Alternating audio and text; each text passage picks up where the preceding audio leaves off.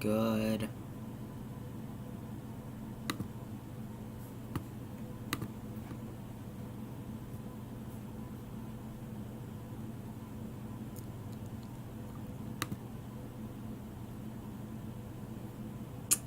Okay, let's see if I should be live now.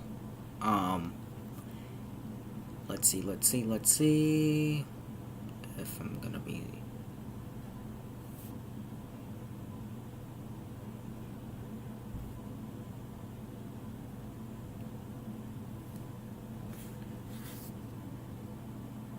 Okay, looks like I'm live now. What is going on, everybody? So basically what I'm gonna be doing today, I'm gonna test out OBS. And it's not even gonna be the stream I did yesterday. It's gonna be an actual full-on topic video on OBS. Kinda like the real test for my show on Wednesday, where I'm gonna talk about the Falcons roster cuts. So you should be aware of this by now. The NFL, all 32 teams have cut their rosters down to 53. Their rosters are set, and I believe maybe it's on Monday, but if not Monday, this Wednesday, it's practice time. Real practice time. It's game time. It's time to start practicing for the game. So I'm going to give y'all the final 53 roster men for the Falcons. And then we're going to see how the chat is going. Is anyone in the chat yet? No one yet. That's okay. So, like I said earlier, the NFL has made the roster cuts for all 32 teams. All 32 teams have made their roster cuts down from probably 70 to 80 to 53. This is now the real deal. So I'm going to tell y'all the guys that the Falcons did end up cutting, telling y'all the final 53-man roster, and then telling y'all my opinion on it. So the Atlanta Falcons today have released Derek, defensive back, defensive tackle, and YLU, offensive tackle, Kajon Armstrong, quarterback Kurt Benkert, Carter, defensive back Chris Cooper, running back Mikey Daniel, defensive end Austin Edwards, guard Justin Gooseberry, wide receiver Devin Gray, wide receiver Juwan Green, defensive back Tyler Hall, guard Sean Harlow, defensive back Josh Hawkins, offensive tackle Evan Kaiserek, however you say it, Salois Latu, quarterback Kyle Lotia, wide receiver Jalen McCleskey, tight end Jared Pickenney, running back Craig Reynolds, linebacker Edmund Robinson, wide receiver Chris Rowland, wide receiver Laquan Treadwell, linebacker Ray Wilborn, and defensive back J.J. Wilcox. Oh yeah, it's also worth noting that defensive end Steven Means is on the COVID-19 list, and cornerback Jordan Miller. Those two will start off the season with 3-game suspensions. I think Jordan Miller got arrested in the offseason, and then I don't know why Steven Means is going to get it, but those two start off with 3-game suspensions. Now, the cuts. 2 names automatically pop to my mind. Kurt Benkert and Laquan Treadwell. Now, Kurt Benkert, I kinda, maybe get on why cutting, because, if you watch that Hall of Fame game last year, it clearly showed that he, at least that night, was better than Matt Schaub. And he really looked like he could be, not, I'm gonna say, our quarterback of the future, absolutely not, but our backup. He could be someone that could go in and be a backup for us. So, that cutting to me has practice squad written all over it, because I seriously do think, and another thing that Kyle Tia, I guess they were trying to, determine who's got a better chance to make the roster. Is it him or is it Benkert? They decided neither are on the roster, at least for right now, because remember, there is going to be a 16-man practice squad. So you got to always remember that. Let's see. Junkyard Dog 2003 up in his feelings in the comments section, flipping a bunch of birds. Well, guess what, sir? Yeah, I'm not going to do it to you. I can't do it to you.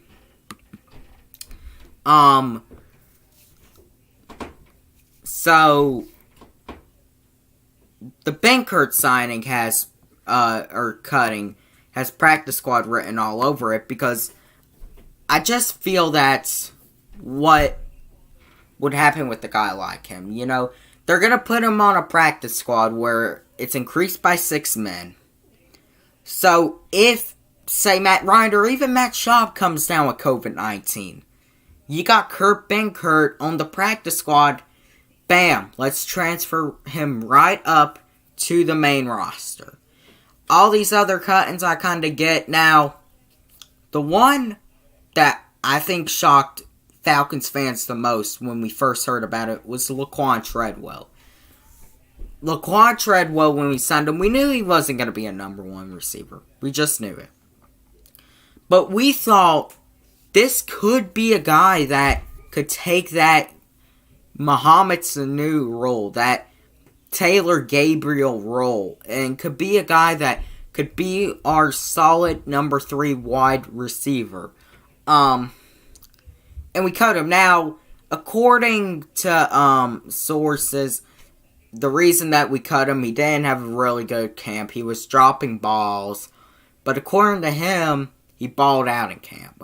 But, I mean, of course players say that and all when they're cut because they're mad and stuff.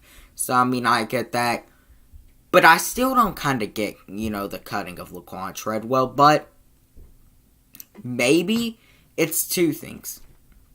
Maybe either A, it's they see a lot of potential in Russell Gage. They think he can be a good number 3 wide receiver. And look, I saw promise out of the kid too. I mean, he had I believe a touchdown versus the Saints. He made good plays last year. So he could possibly really well be our next good number 3 wide receiver that Matt Ryan is able to make look like a decent receiver. But I was kind of hoping he could do that with Laquan Treadwell, but he isn't going to do it. Or, I'm going to say that for a little bit. But I'm going to now tell y'all, after all the cut-ins, who are the 53-man on the 2020 Atlanta Falcons roster. Well, the 53 men are as follows.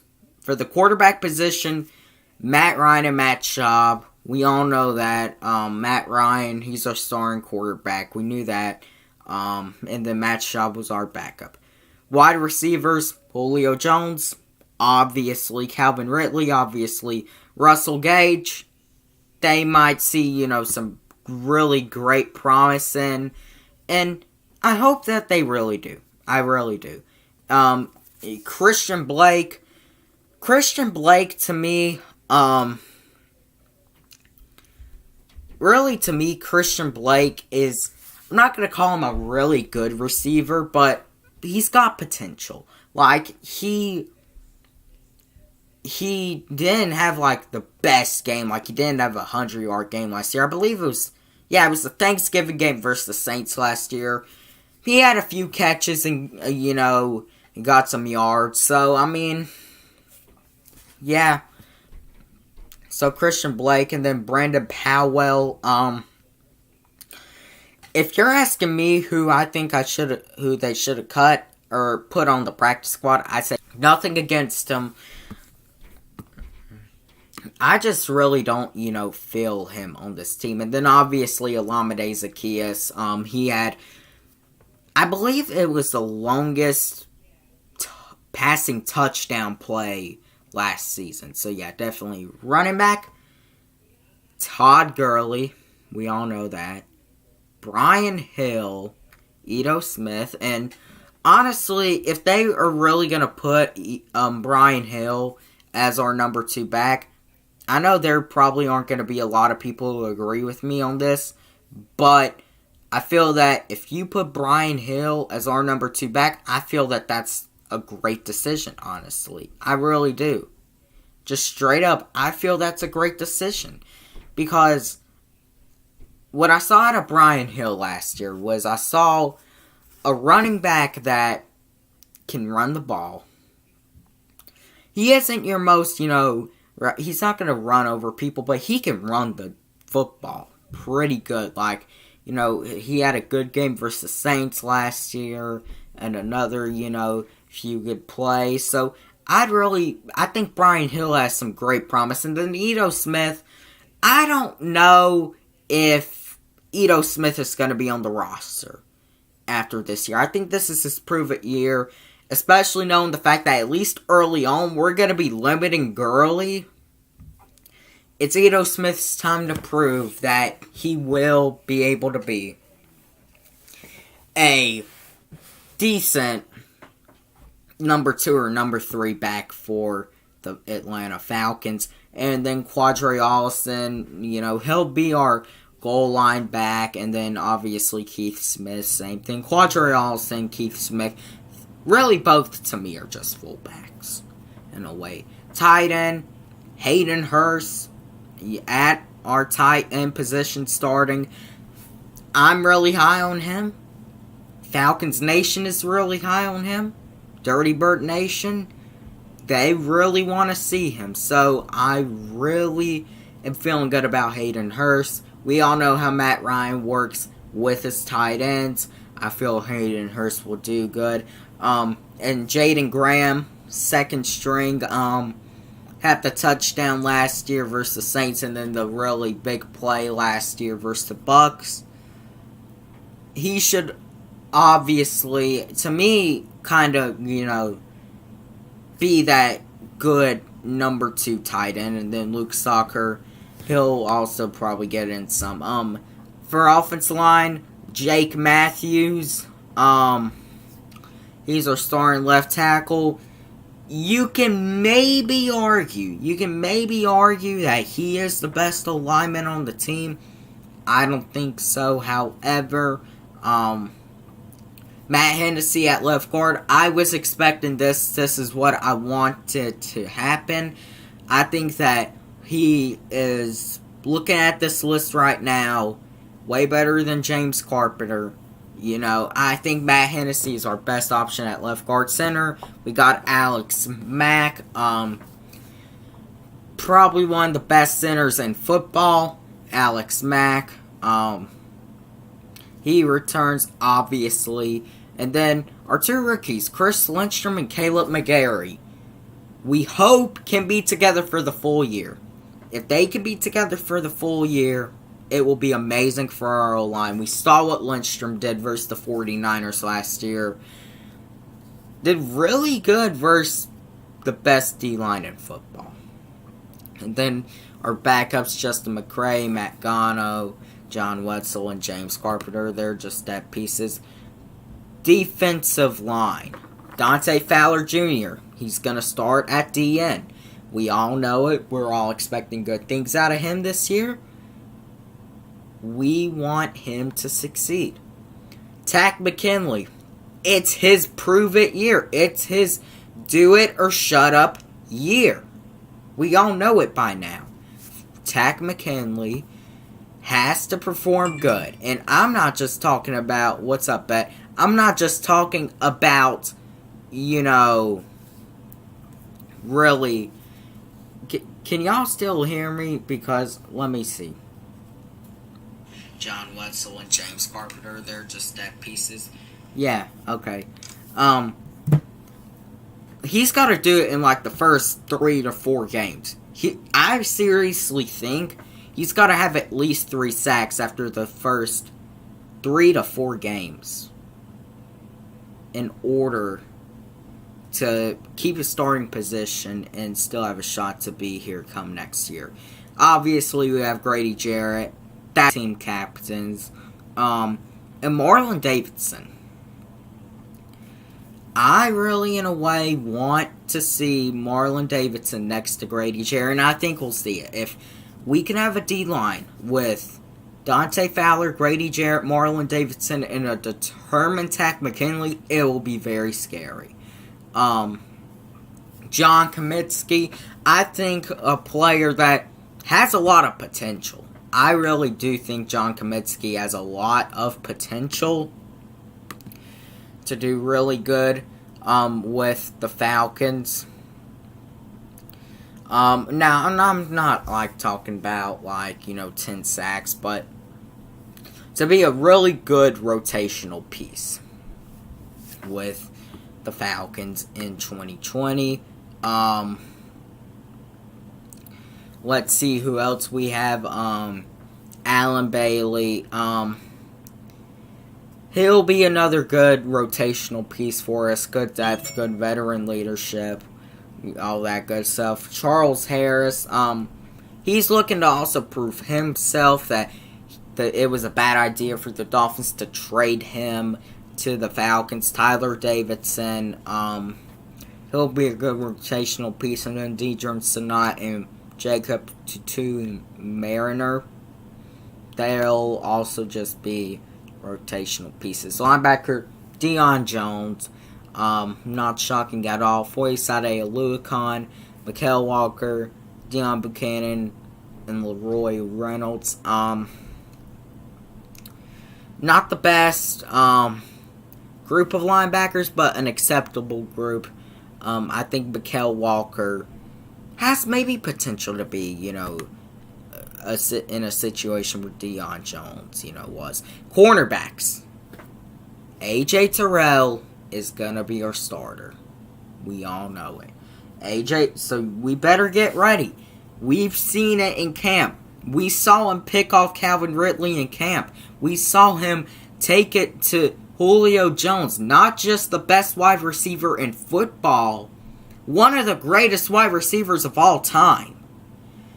Darqueze Dennard, he'll be in the slot, one of the best slot corners in football.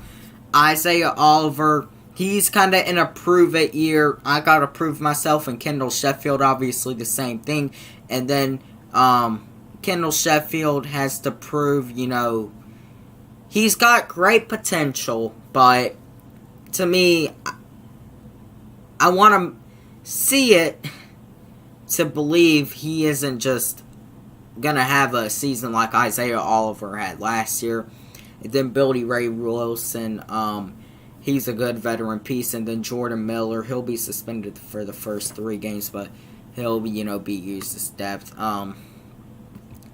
Safeties. Keanu Neal. We need him back healthy. We really do. Ricardo Allen. I think Ricardo Allen is going to have a decent year. Not the best, but should have a decent one. DeMonte KZ. If he can be like how he was in 2018, there's a problem for people to deal with our secondary. There really is. And then Jalen Hawkins.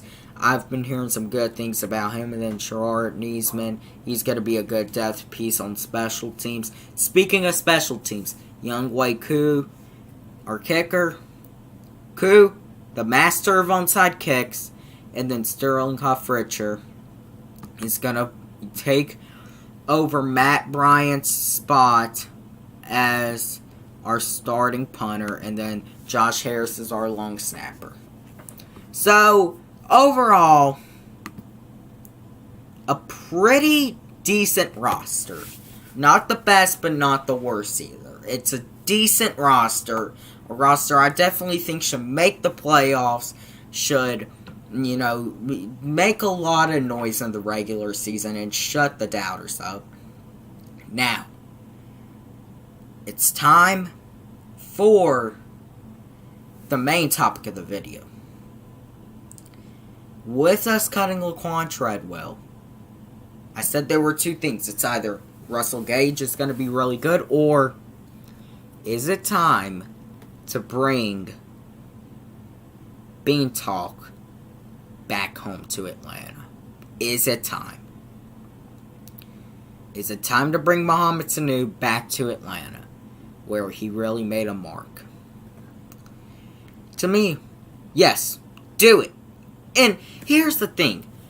I think Russell Gage has great potential. It's just, I want someone like Mohamed Sanu, who was cut by the Patriots a few days ago, who we traded to the Patriots for a second-round draft pick when it was all the thought was, we would be tanking heading into next year.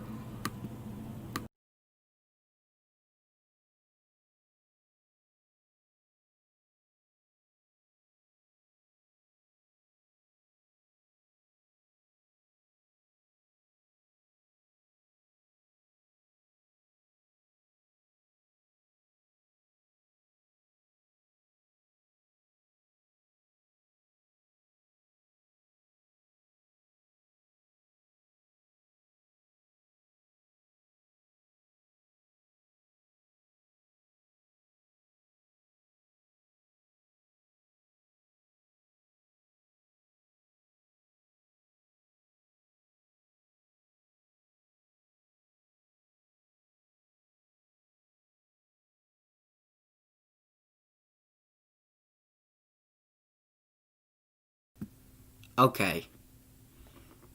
Yeah. Now, and see, here's the thing with OBS. I'm still, really trying to work it out. The audio went out for a second.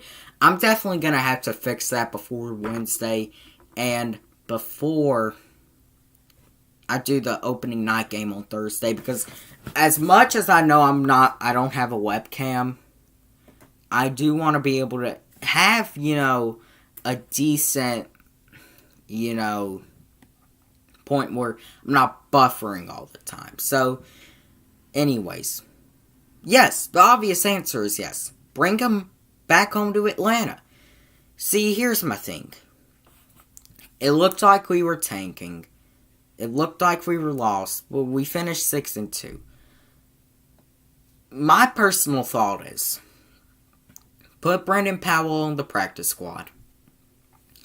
It's an extra spot.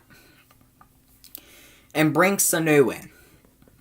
Bring a guy in who knows Matt Ryan, who knows the team, who worked here the first half of last season with Dirk Cutter. That's my thought process. Bring him in. Just do it. But, my stuff is acting up, and I gotta, actually get, try to see if I can really, fix this stuff, because this is really, my first time using OBS and all that. So, yeah, but anyways, thank you guys for watching. Yes, we need to get Mohamed Sanu back. And until next time, rise up.